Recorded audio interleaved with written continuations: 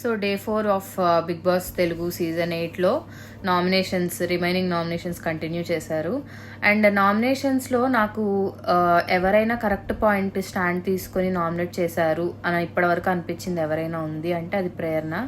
ఆ అమ్మాయి capacity of understanding, ప్రతి ఒక్క మనిషిని అంచనా వేసే విధానం, వాళ్ళ గురించి అర్థం చేసుకునే విధానం అండ్ తను స్టాండ్ తీసుకునే విధానం కూడా చాలా పర్ఫెక్ట్గా ఉంది. నాకు తెలిసి ఈ సీజన్లో one of the best contestants Prerana. And also Abhay కూడా ఎప్పుడు స్టాండ్ తీసుకోవాలి, ఎప్పుడు మాట్లాడాలి, ఏ విషయానికి మాట్లాడాలి అని ఒక క్లారిటీతో ఉన్నాడు. చాలా క్లియర్గా నామినేషన్స్ అయితే చేశాడు.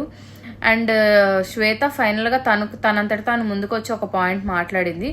బట్ ఆ అమ్మాయి మాట్లాడిన దానిలో ఒక రాంగ్ విషయం ఏంటంటే, మార్నింగ్ ఒక కర్రీ, ఈవినింగ్ ఒక కర్రీ చేయాలని వాళ్ళు డిసైడ్ అయ్యారు, బేబక్క అండ్ కిచెన్ టీమ్. వెజ్ వాళ్ళకంటే మార్నింగ్ మిగిలిన కూర పెట్టాలంట. అది కరెక్ట్ కాదు కదా. వాళ్ళు నాన్ వెజ్ చేసుకున్నప్పుడు వీళ్ళకి కూడా ఏదైనా ఒక కర్రీ